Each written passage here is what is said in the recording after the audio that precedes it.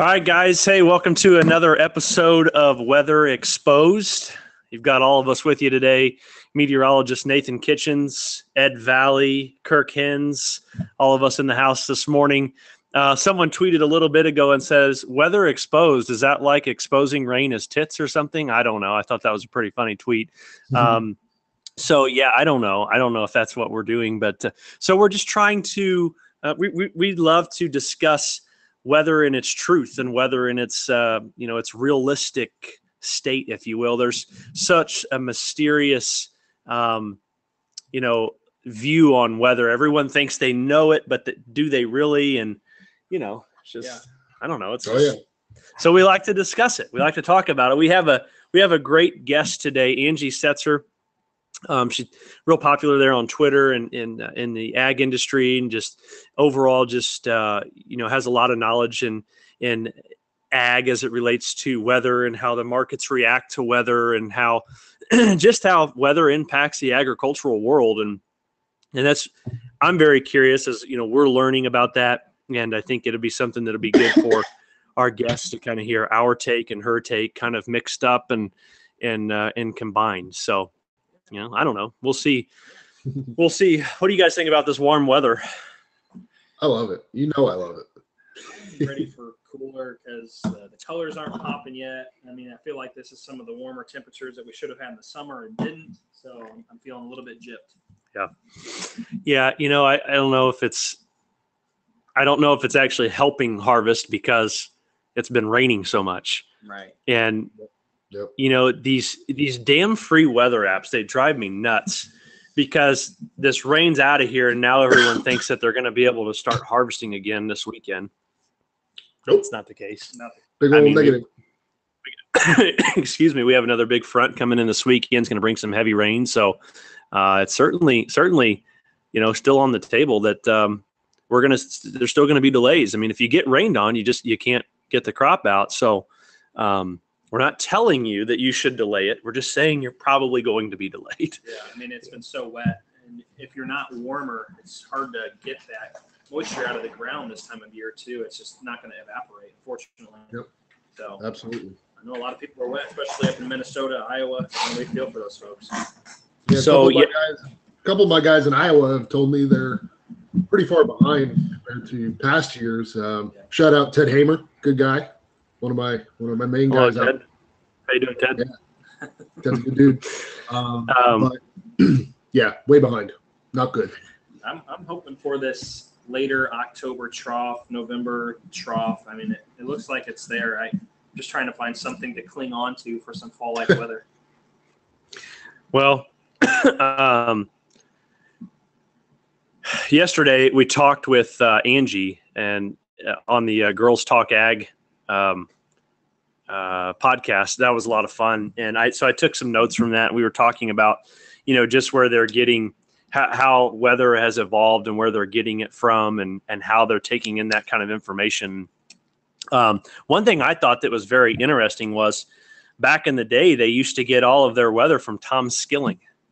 And Tom Skilling would put out this update or this tweet, or no, it wasn't a tweet. It put out this forecasts probably on his website or I don't know, on television or TV. And then everyone would trade and operate off of what Tom Skilling had to say.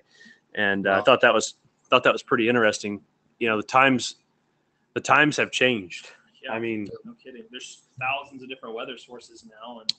And I think that's a problem. There's so many different sources for weather. How do you know which one to go with and which one's the best one to side with to use? Yeah, it's a problem. Either you have one and that one's wrong and everything's wrong, or you have too many and you just throw your hands up and say, who do you got to go with? Yeah. Yeah. So, so we're just going to discuss some of that stuff that we talked about yesterday. If you have any questions, please feel free to tweet us. Isn't there a chat room up here somewhere, Brian? Yep, on our website.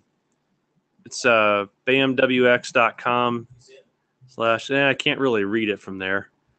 Is it /podcast-live? You got it. So I'll pull it up here, guys. You would think I would know, but I don't. Good morning. Is this TV? I don't know, Dustin. Some people were wanting to see tits, and I don't have any tits to show them. Sorry. So I'm sorry. once we have Angie join on, we can't really discuss that any further. So we're going to have to nip that in the butt. I enjoy married life. Oh, good Lord. Kirk has very low audio. Kirk, just talk a little louder when you talk. Yeah, I'll talk a little louder, guys. So the other thing we discussed, the other thing we discussed yesterday is, there was a lot this summer of a lot of Twitter emotional tweets, a lot of people that really take Twitter very personally. And I think the problem with Twitter is when it relates to not only forecasting weather or even tweeting in general is there's only 140 characters, and you can't tell the tone of someone's voice over a tweet. No, you can't. No, It's like a text message. Yeah. And so I think, we got into some sand this year and some quicksand with a couple of tweets where we just kept sinking. And I think what we talked about on the podcast yesterday was some farmers or some folks take it as when we tweet something about a plant delay or a harvest delay or something that we're telling them how to actually farm their field. And that's not really the case at all. We actually don't even offer any advice on how to do anything. We don't offer yield forecasts. We don't offer market forecasts. We don't even discuss them. We simply forecast the weather, and so I think the problem with Twitter is you can't get enough information out, and there's just too much unknown. Yeah. Yeah, for sure. I mean, the big thing for me is you can't tell the tone. I could say, I hate you, Mike, like on Twitter, like joking around, and unless you say haha or LOL or whatever, he's probably going to be pretty offended, like just off the cuff, whatever. And then obviously the character issue is hopefully, maybe soon resolved. Who knows what Twitter's up to, but that's what I like about this podcast. You can talk about that stuff, and we can relay things differently, and people can interact. And I think it's just an all-around great idea. Absolutely. What do you think, Nathan? See, Nathan, guys, is a little quiet. Nathan's new. All right. We're trying to get him out of his shell here. But don't let Nathan fool you. He's a guru. He graduated among the top of his class from Mississippi State, the summa cum laude. That's right. Yeah. So that's absolutely impressive. Graduated last spring. Graduated last spring, and the smart guy. So he's new. We're trying to get him accustomed to chatting with people. But we're excited to have him. Nathan, how old are you? I am 22. So tell us a little bit about who you are, Nathan. Let's introduce Nathan Kitchens here a little bit. Well, hello everyone. We appreciate you watching this podcast. And I know a lot of you have probably seen me on here the past few weeks. I'm like, who is this guy? Is this guy new? Anyway, I grew up in Martinsville, Indiana. It's just outside of Indianapolis. And, I was actually born in Tennessee, but I was raised in Indiana since I was 2 years old. So I've loved the weather my whole life. When I was in third grade, that was when we had a tornado outbreak in September of that year. And I think, a lot of people say, certain weather events that get them really into weather. I can't, I've loved weather my whole life, but especially from that point onward, that my mind work, I just really knew weather was what I wanted to do for a living. So, that's been my plan for a long time to become a meteorologist, and for it to be a reality now is very exciting. And again, I grew up in Martinsville, Indiana. I have one sister, and who's only 10 months older than me, so that's kind of interesting. But yeah, I graduated from Mississippi State. I did do it all online, so I know that's a little bit different. Certainly, unique, I guess you could say. But overall, I really enjoyed it. It's a really good program, and here I am.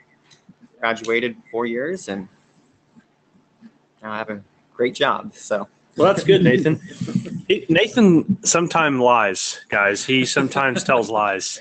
And now he's telling people he has a great job. And really, we dog his ass every day, the poor guy. I can't believe he hasn't quit yet. Yeah. I'll be quite honest. Give it to him.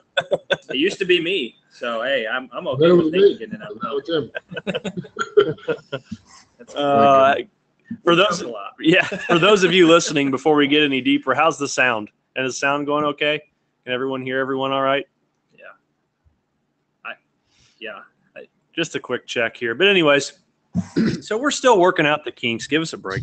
So yeah, we talked about the emotional thing.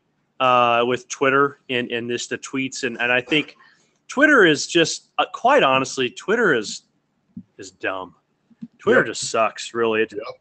It's a good platform to get everything out and to discuss, your ideas. But I've cut down on my tweets, guys. I mean, good Lord, I can even show on here. I don't even know what I've cut down so much on tweeting. I don't even care anymore because I get so sick and tired of providing information to people for free and just hearing the crap. I can't stand it. I mean, I'm just not going to listen to it. Can you guys see my screen? Sure can. Yeah. So these are my tweet. This is my statistic. I see you took up modeling. Oh, look at my picture. Good God. There's Michael Clark in a nutshell. Yeah, that's me. In case you guys are wondering. Oh, dear. Look at that. Look at the nip. Nip pick. Yeah. But that got weird. You know what's funny though is I've stopped basically tweeting and my followers are up by 57 people. Yeah, that's funny. So I just try to tweet short and sweet.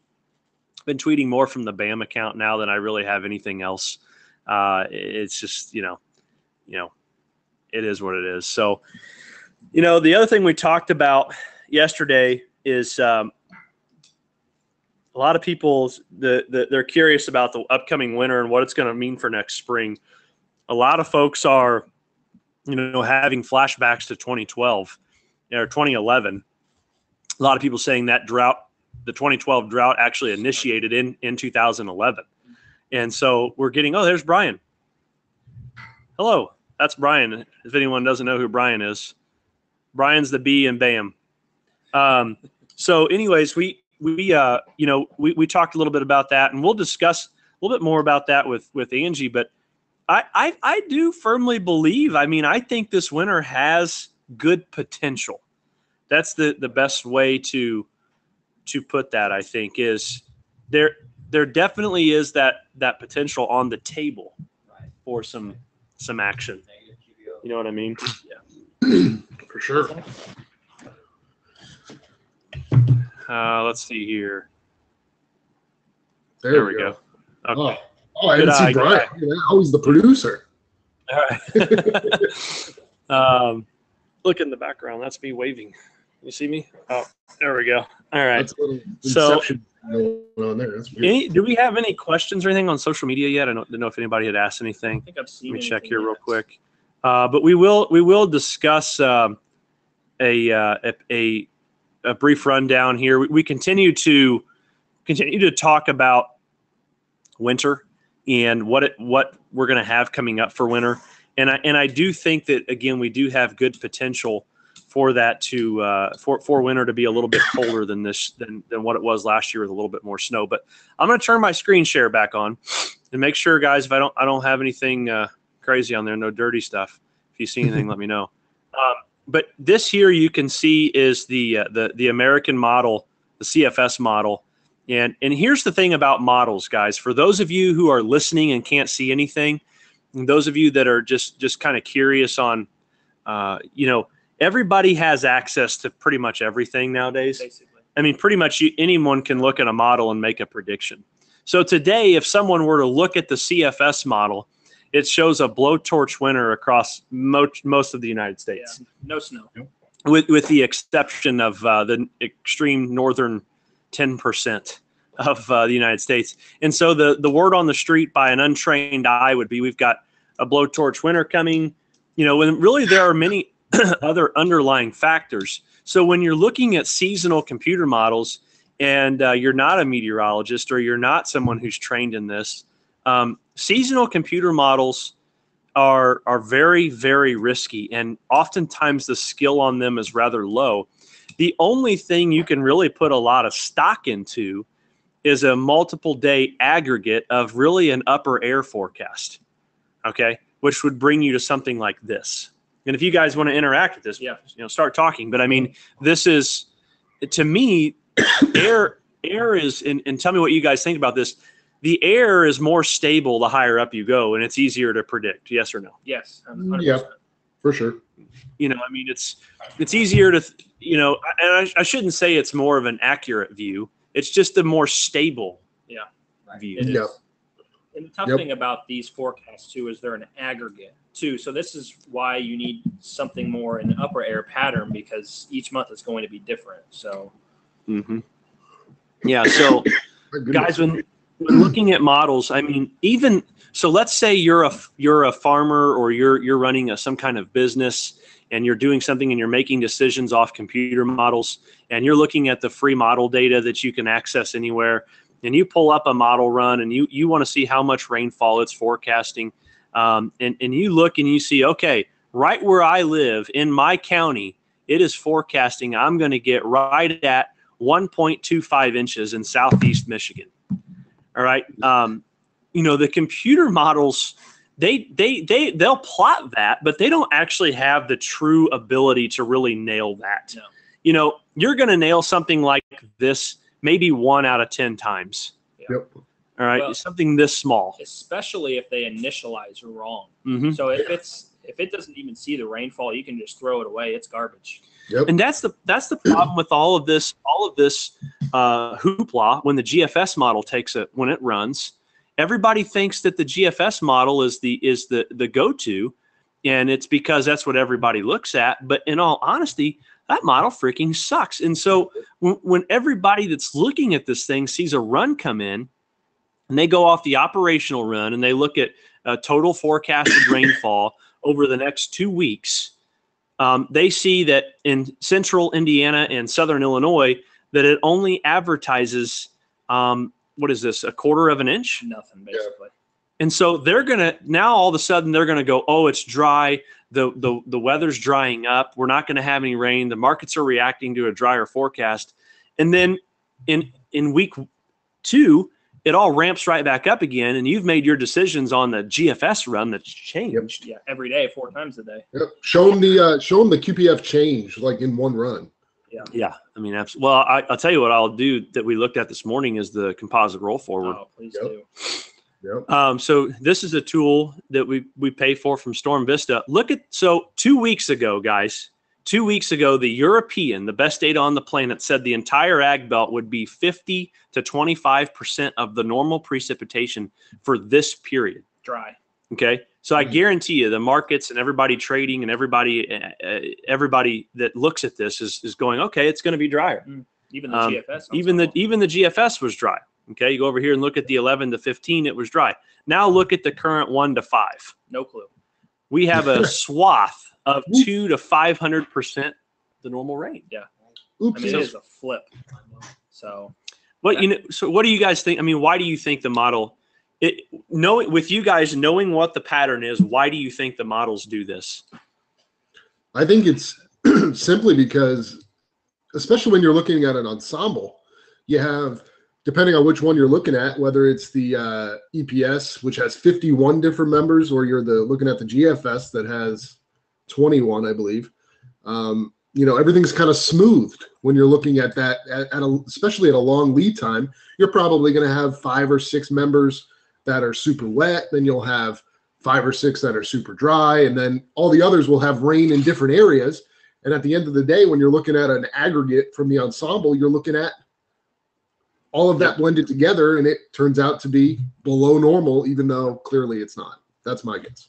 And there's the thing too, guys, that we need to, as a meteorologist, as guys who have experience with this, we can look at this pattern that was modeled 11 to 15 days ago and say, listen, if there's a trough in the Pacific Northwest and there's a ridge here, your ramped up Pacific jet stream, anytime you're going to be sending a strong Pacific jet in here, you're going to have pieces of energy that work in here. Yeah.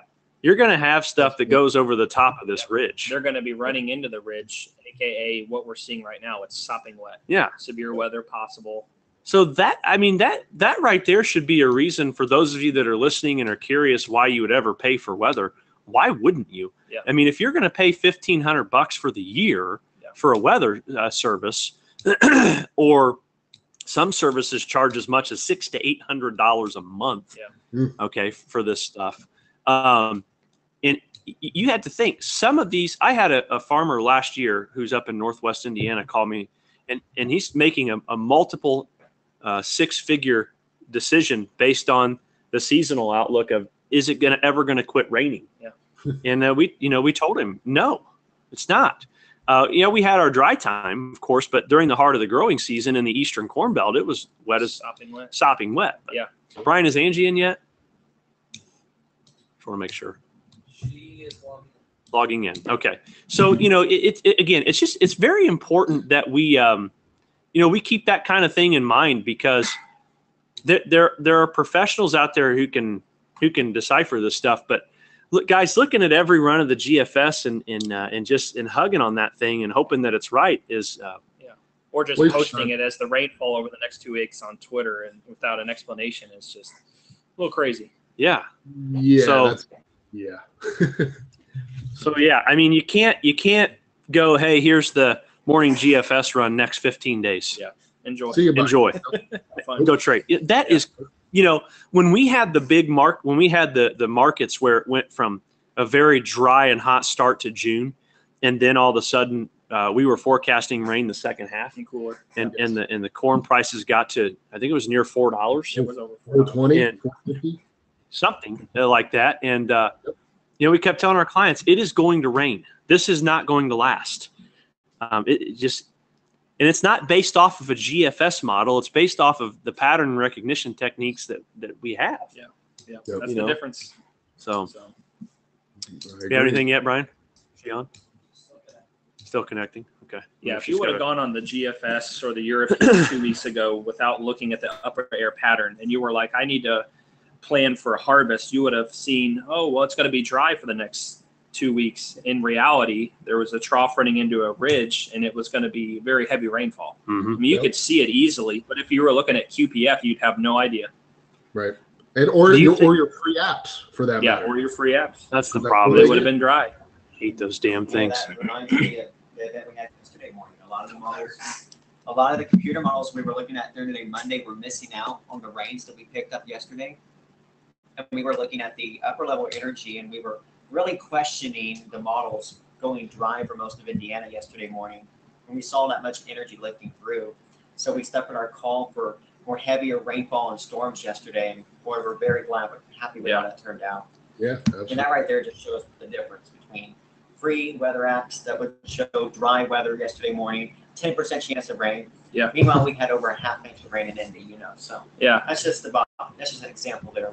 Yeah, the free weather apps said the Cubs would have got their game in yesterday, but we kind of knew that wasn't going to happen. Wonder what they did say for the Cubs game yesterday. TBS didn't want to move the time up on the game because they thought maybe it'd be drier, and we knew 3 to 4 days out that it was going to rain heavily. So yeah, just am curious. That's a big deal. Any luck, Brian, with Angie? She might be having problems with connection, maybe. Let's.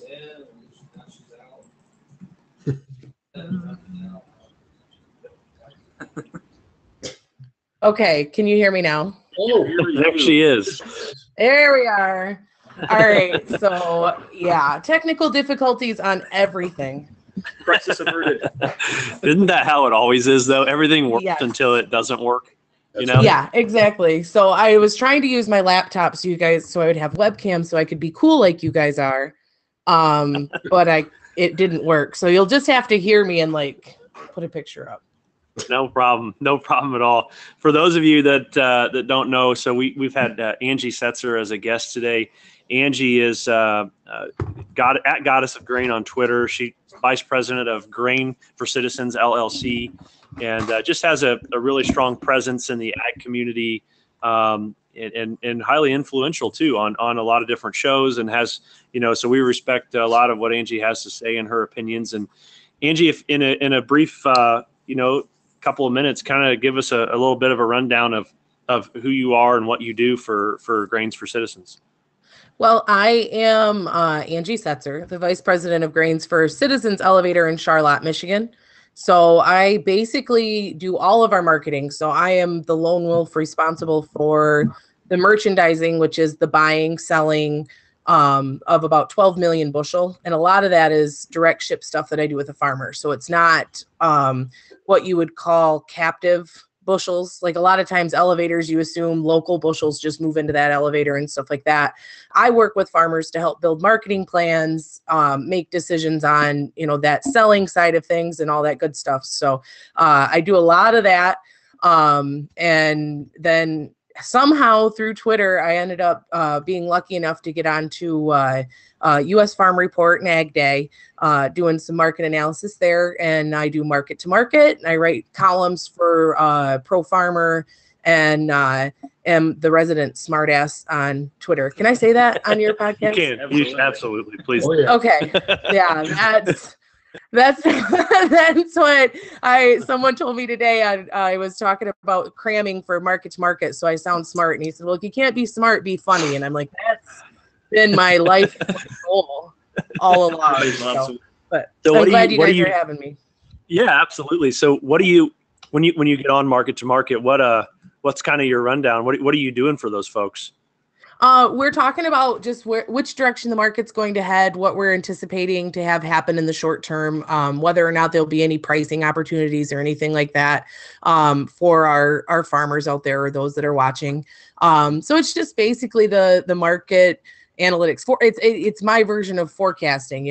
I'm forecasting what we anticipate the market to do, both in the cash side of things and in the futures side, primarily futures because it's a big audience. So it's not so much drilled down like it is when I work directly with my customers. But yeah, sure. We talk a lot of weather. That's for sure, because it is the main driving factor, of course, because we focus on supply and demand fundamentals, supply being the primary portion of that really throughout much of the summer. And then now as we're working our way into the South American growing season, then their supply will be really important on which direction the market moves. So we chat a lot about, well, if the market weather does this, then we'll probably see this sort of deal throughout much of the summer and into the winter months. So Angie, do you make a prediction off of a prediction? Mm-hmm. Isn't that fun to do? Yeah, it's definitely. So we talked about that yesterday on the podcast, right? A little bit is that, I have to take what you guys are saying or what the weather folks out there are saying and build from that and try to help my customers navigate the market structure. So yeah, I take a prediction. You guys are kind of like my Jesus take the wheel type moment where it's like, God, I hope I'm working with the right person here, because if I'm not, I'm sure going to look like a heel sort of deal. So yeah, it's a lot of fun. Well, that's awesome. I appreciate the introduction, the explanation there. And, so for those of you listening, Angie's been a client of ours. She was actually my third client ever.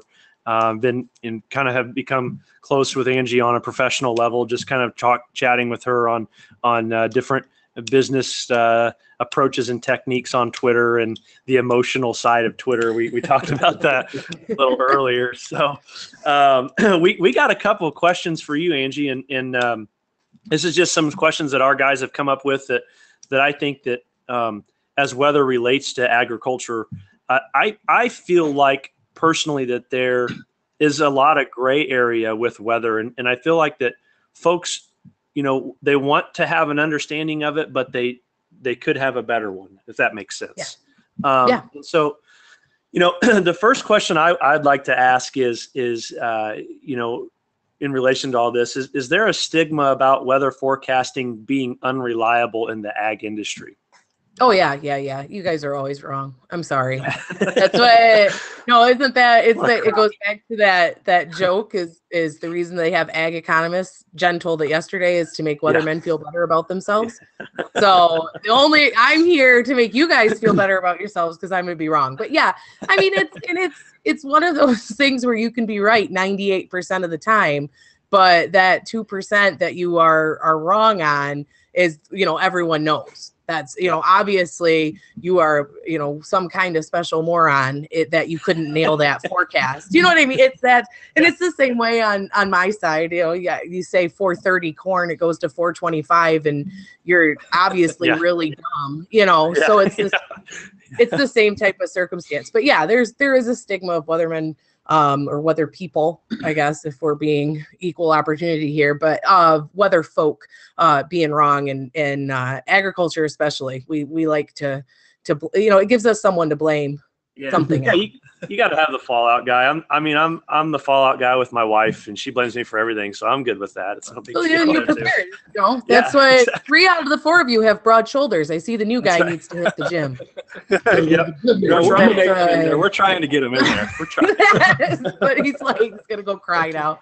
No, the lady on the podcast was mean to me. But yeah. I mean it's a pretty common stigma for you guys to have to deal with, and it's a lot to prove that you aren't always wrong. But like I said, the one time you say it's going to rain at 1 p.m. and it rains at 1:15, and you obviously don't know what you're talking about, kind of deal. So well, I feel your pain.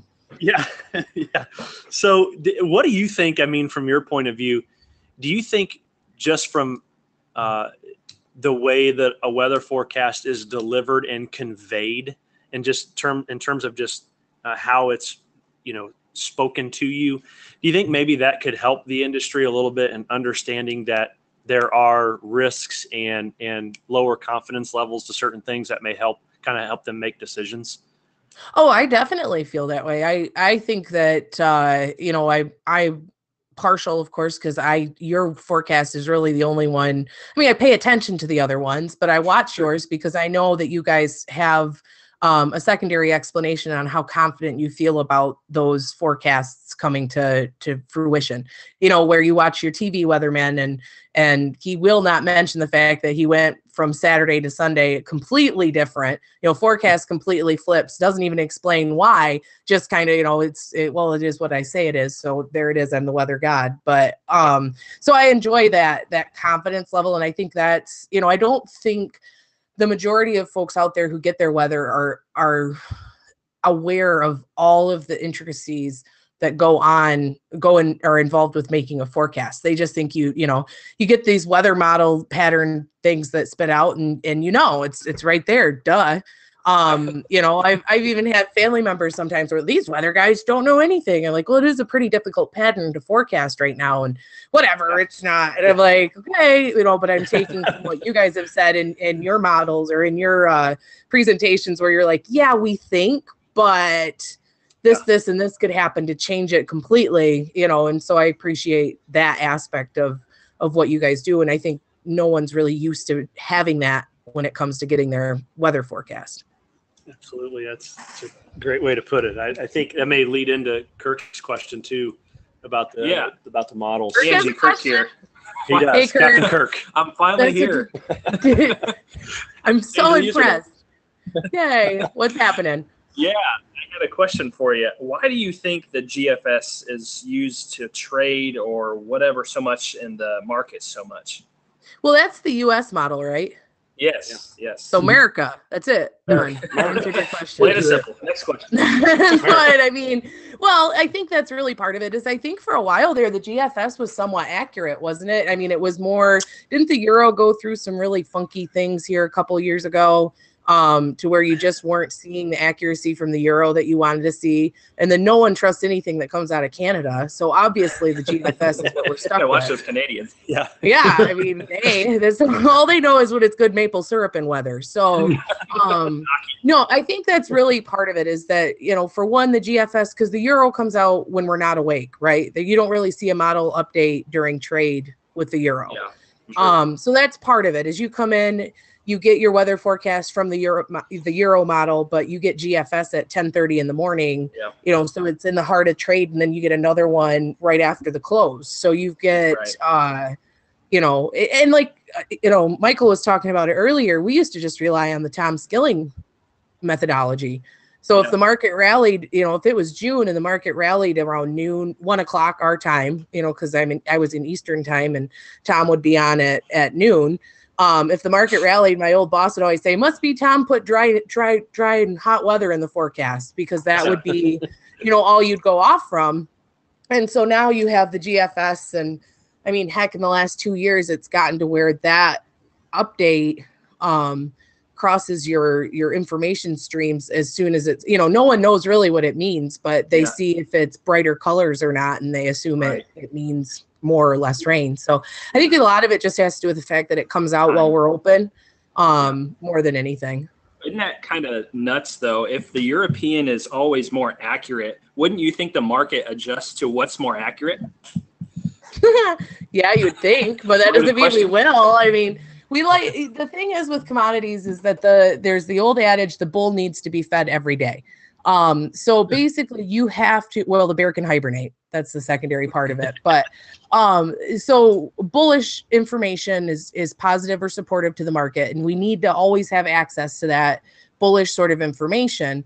And or you need to be feeding the guys that are buying. So yeah, you would think that just because the accuracy would trump timing, but the fact is that if the GFS comes out and it's supportive to markets, then of course we're going to trade higher. If it comes out and it's not, then you're going to see sellers come in. So it's accuracy is for your long-term investors. So the euro is great for guys that are going to buy and stick with it for a while. The GFS is great for your guys that are skinning the market 2, 3, 4, 5, 10 cents, something like that. So, you have two very different, distinct group of traders in there. And so those. That's a good way to look at it. I never knew that. I knew something for sure. Yeah. That's very good. And I think too, with respect to that, I feel like that. God, did I just lose everything? You lost everything. Sometimes Angie, I just. I have a reason for it. If you listen to our podcast, you, Michael, I don't know. I'm just telling you. Damn it. Anyways, Ed, go ahead. What's your question for Angie? We call those squirrel moments. Squirrel. That's what it is. Exactly. There was a nut and So. There's something shiny. What up, Ed? How we doing, Angie? I'm great. How are you? Oh, wonderful. Just peachy. You're in Pennsylvania, aren't you? I was. Now I'm in North Carolina. It's like 1,004 degrees here today. So somewhat jealous. I'm in pretty cold. The dew point's like 105. So yeah, right. That's pretty soon you'll be in Georgia, and then we'll never hear from you again. I'll be in Florida soon. You'll be someone's boyfriend. But anyway, what's happening today? Anyway, so I know you're on the market side, but you also deal with farmers and whatnot, right? Yeah. And occasionally. Yeah, right. So that's the backyarditis. I know you've heard that term thrown around by yourself and all of us. How do you manage expectations with your different customers, whether it's on the market side or the farming side? Because we're seeing it now, and this will lead into Kirk's next question here. That's really good regarding yields. Obviously, the yields are a little bit better than originally thought by some individuals. So I'm just kind of wondering. Farmers. Right. I'm just curious how, you kind of manage both sides of that. You know what I mean? It's a fun, sometimes you just have to be the hope killer. And so that's depressing, and my job is really interesting, or my particular situation is really interesting because I live in Iowa, north central Iowa. So I live in a county that last year, the county average corn yield was above 200 bushel to the acre. So we really live in an area that is, we get corn that grows on the side of the damn road out here. So we live in a honey spot, is where I live. I trade Michigan. So Michigan is not Iowa at all when it comes to soil and stuff like that. We can grow some darn good crops, but we're not Iowa. In addition to that, I travel back and forth quite often. So I always joke that my backyard is huge, so I'm always telling guys, my backyard's big. So that has helped me a lot, being able to drive from, Lansing area into north central Iowa. But yeah, so this year in particular, when the market was towards the high end, and you guys were starting to forecast that rain and everything, it was the week that we had the really, really, really hot weather, the third week of July there.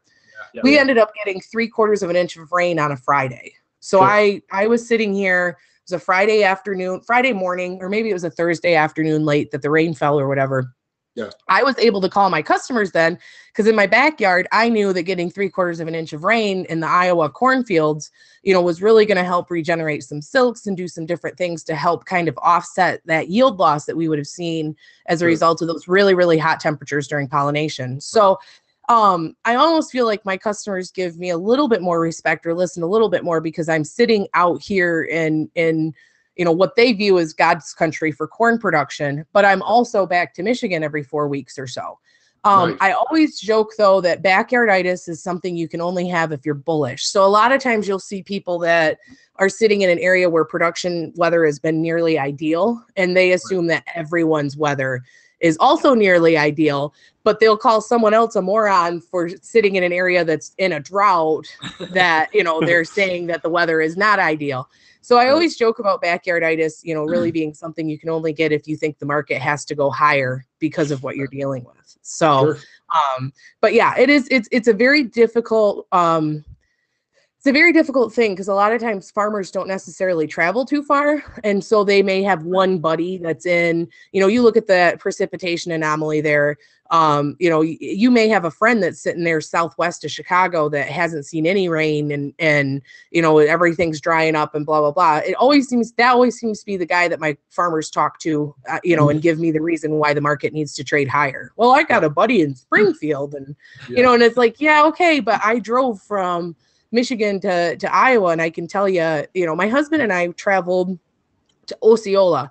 So, where that red dot is on the drought monitor there just south of Des Moines in Iowa, that's where we traveled. And both of us were amazed at how well the crops actually looked versus what we had heard. That was the first week of August. We went down that way. So we kind of both were like, oh, this USDA report is not going to be as friendly as what everyone's anticipating based on what we are seeing. So it's helped, I guess. Our backyard's huge. I travel up to Minneapolis once every month and a half. I've been all over the darn place. And then of course I'm lucky. My winter travel schedule involves the Dakotas a lot and Indianapolis travel. Yeah. So I just, I really live the dream.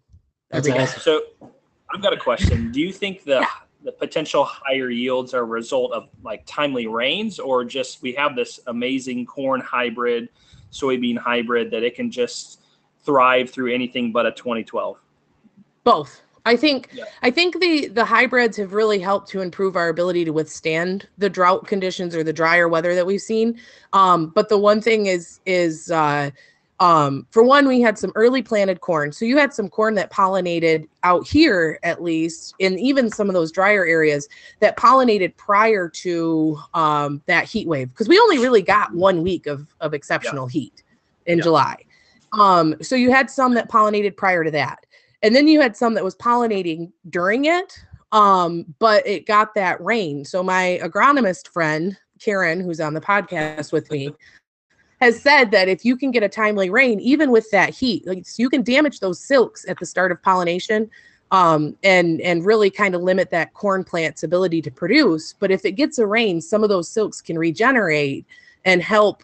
Maybe you've lost some of your top end yield, but you're going to get some pretty solid yield. So out here, top end yield's 230 to 250. Shoot. So you lose top end yield. Okay. Well, you're still 190 to 200. You're not, and there were a lot of guys that were talking 120s and stuff like that. And I have yet to see a yield. I think maybe one field that is probably a yield monitor that the guy read on a low spot or something, it was 125. We just don't.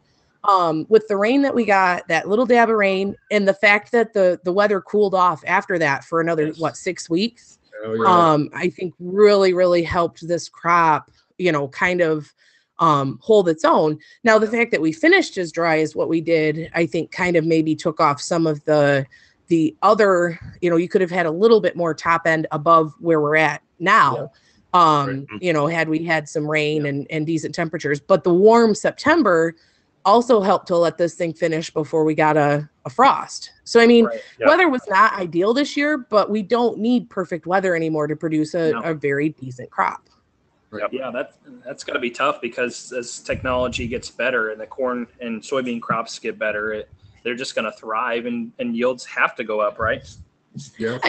Yeah, I mean, the potential is there. I mean, they don't have to. The USDA has what they call trend line yield. So they believe that the yield will continue to increase. Sure. I mean, it was just 2010. So you're just 7 years ago that your trend line yield estimate was in the mid 150s. So now we're trend line 170 or so. Yeah. Of course, a lot of folks argue that that curve will eventually start to lineate more than anything else, because eventually, you're only going to do so much to the upside. But the American farmer has gotten very good. I mean, they're the best in the world, for one, but they've also gotten very, very good at taking all of the things that we've spent so much time learning. It's not just seed technology, it's variable rate seeding, a variable rate fertilizer and chemical application. I mean, you get into their combines or their tractors or whatever it may be. Well, their tractors more than their combines, because, but, you get in during planting or spray application at some sort of time, and you'd be amazed at the technology that's involved in that. Soil sampling, making sure that the pH is perfect. And I mean, it's just, there's so much that goes into it now. We're not just going out and throwing a seed in the ground and praying that it rains the 4th of July. I mean, we just have a lot that we're doing to really maximize our ability to produce. Yeah. Yeah. And I think with you mentioning the drier stretch there towards the end, and I was looking here, and we finished August overall was in the top 10 coolest since 1895. I think it was actually number 6. Yeah. One of this. It was cool. Yeah, it was really, really cool. And then, Angie, we've had discussion in the past about this drought monitor thing, and I wanted to touch on that and get your take on it a little bit, because it's such a hot commodity out there. That drought monitor update comes out, and it's like every Thursday, man. It's clockwork, but it's a big deal. It is, yeah. And so I'm looking at, for some, obviously a lot of you are going to be listening to this audio, but I'm looking at just 2012 versus this year, and you can just see the massive difference. It was a huge difference. Yeah. Just where I was in Michigan, though, we were fine. Yeah. We actually were drier in this year than we were in 12. But yeah, I mean, the hardest part we have right now is that every farmer is known. It's just farmer mentality to kind of cling on to certain memories, and 12 is one of them. The hardest part is that when the market started to really rally, we had a lot of guys that had some production shortfalls that it ended up costing them a big chunk of money, because not only had they contracted below where the cost, below where the futures had eventually traded, they were actually short on contracts and had to cough up some cash in order to get out of them. So I think that's part of it. Is everyone 2012, you hit your dog with a rolled up newspaper and he's going to flinch. The next time you get your newspaper out, he might flinch. And so you get that where every farmer is like, but what if 2012 happens? Well, reality is it's not. I mean, all you have to do is look at the data points to see that it wasn't 2012. Right. Exactly.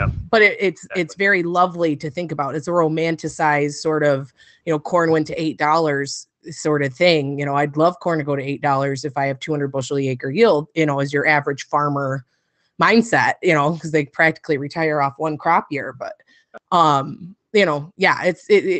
it's nowhere near where we were in 2012 at all. Not even close. Yeah. That's the thing. Last year we talked about the predictions of that $7 corn coming back and the widespread drought worse than 2012. That, I'll be honest with you, even though that had nothing to do with a lot of people, that put a black eye on the weather community for a little bit, because there was so much confidence conveyed from that forecast that it was almost kind of very odd. Yeah, it was very odd to have a 2012 and then to have that another year similar a few years later is the risks are astronomically high. Yeah. It's not impossible, but it's not likely. It's the same thing as me forecasting, that 650 corn. Like, no, is it impossible that we could see 650 corn next summer? No. I mean, a lot of things could happen. Brazil could break off and fall into the ocean. I think it's terrible at that's not asking for a lot at all. They're close to the ocean, right? Yeah. Okay. We're good. That really did give a black eye to a lot of people. And the saddest part that I had is there were a lot of farmers that had a lot of opportunity to be pricing. And, it wasn't just the group that was there forecasting, it was the people that the group worked with, different seed companies and things like that were pushing this information as well, that really did a disservice. And I argue this year, there was a certain private group that came out, and I work with them and I like them, but they came out ahead of that August report and said 162 bushel to the acre yield was their projection. It was stupid. I understand everyone kind of wants to be the group that gets the attention of everyone, and the best way to do that is to hit a home run. But I would much rather, have a base hit and not have a black eye later than try to forecast something magical happening. I think too, I mean, we've tossed around the idea for years on, should we do yield projections? Should we talk about market prices and relevance to weather? And we've just made it a strict rule that we'll just never dive into that. Because I think it's a slippery slope. Yeah, I wouldn't if I were you. Yeah, I mean, the hardest part is, and you and I, Michael, had conversations because you're like, why isn't the market reacting to this? Like, what are we seeing? Why isn't this happening? And I, could give you a totally unrelated to weather reason as to why we weren't, we were fundamentally moving in a different direction. And that's the hardest part is as soon as you get accustomed to, okay, the market is trading on this set of fundamentals. So as soon as I can nail this set of fundamentals, I'm going to nail the way the market's trading, something different happens.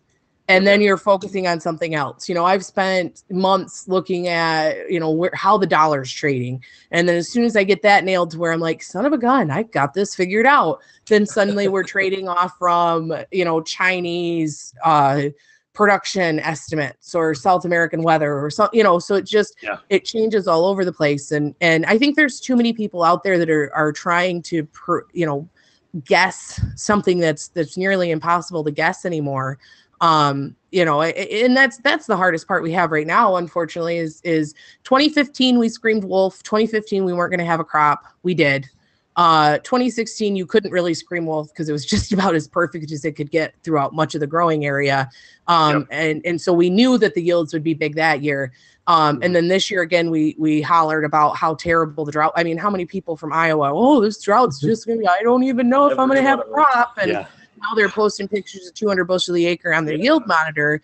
And next year they're going to be bitching because we can't get a rally out of this thing. You know what I mean? Like it's going to be amazing. But the biggest determining factor now, of course, as we move ahead, is going to be what happens. We know what we've produced even after tomorrow. I mean, we have a general idea of where we're at from a supply and demand standpoint in the U.S. Now we just have to see what Brazil's going to end up doing. Yep. And that's where, I'm glad you bring that up because, I think we have a good handle on, where that's going to go. I mean, for those of you that can see this, I mean, our seasonal forecasts month by month, week by week or whatever out, I think overall the general takeaway here, and Ed and Kirk, this is more of their area, but in Nathan as well, you guys can speak to the magnitude that classic La Nina. Yeah. And my expertise, classic La Nina, there's certainly Brazil dryness risks. I know that their planting season is a little more extended than the United States, but it only looks like La Nina is going to get a little bit stronger. So that's going to have a long-term effect, I think, across the Brazilian farmlands down there. Yep. Yeah, it's going to be, I mean, that's right now they're already forecasting a bit of a drop versus a year ago in soybean production. As a result, acreage is expected to be up nearly 3%, but yields are expected to be a bit lower. So we do have a little bit of that already factored in. If you start to see yield forecasts, once they get in and the weather stays dry, if the weather stays dry and the temperatures stay above normal, and you start to hear conversations of below 100 million metric ton on production, then you could easily see soybeans up $1. If production stays, close to where we're at right now, then you're probably going to see soybeans stay about where we're at. I mean, a lot of it is known. Then we'll start talking about spring weather, and you guys can have fun with that. We'll tell you what, there will never be a year where the crop doesn't get in. It may not go in ideal conditions, but unless Noah shows back up with the ark, it's everyone. I think we learned that last year. Everyone will talk about the crop never getting in, just the same as now you're going to hear about harvest delays and they exist, but they're more of a local market factor than overall. unless we have half the crop still standing and we end up with an epic blizzard across most, something really weird happens.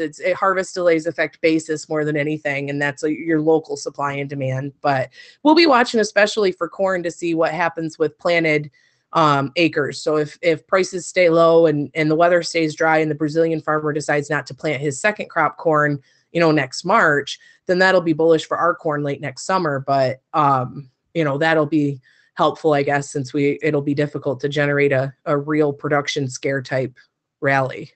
Sure. Anymore. Sure.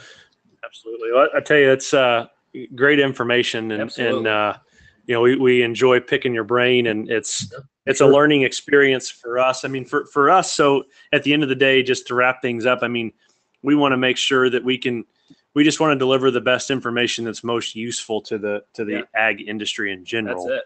And so understanding what you guys think about and react on is key for us, as meteorologists. And I feel like there's a disconnection there, because I feel like a lot of companies and a lot of people, and I'm really passionate about this, I feel like a lot of folks they put stuff out, they don't explain it, you never hear from them, and it's just their forecast. Yeah. And then you're kind of left there wondering, okay, I got to make a really big decision on this. The customer service based on a aspect 50-50 chance. Exactly. Yeah. So we want to just develop that relationship with that industry that it just can involve maybe a little bit more trust, even if it's only 60% and not 50. You know what I mean? Yeah. Whatever. I mean, Move the needle. Yeah. So it makes a huge difference. Definitely. Yeah. So Angie, if you want, tell people where they can learn more about what you're doing. I know you have your podcast. Give yourself a little promotion here. What do you got going on? Yeah, pretty much. We have our podcast. It's the Girls Talk Ag podcast. You can find that on iTunes and pretty much anywhere else that you can find podcasts. It's on my page there too. That is fun. That's my release. You know what I mean? So that's our fun times. We'll talk about anything, GMOs. We have a GMO OMG podcast out there where we discuss that, what we look at when we buy food. We talk about country of origin labeling. We talk about, being butthurt online. I mean, we talk about a lot of different things, and we kind of are pretty blunt about it. We're excited to hear in a couple weeks. We generally release one a week. So this week we're going to put out a podcast on farm safety, because we want to get it out while guys are still in the field, guys and gals are still in the field.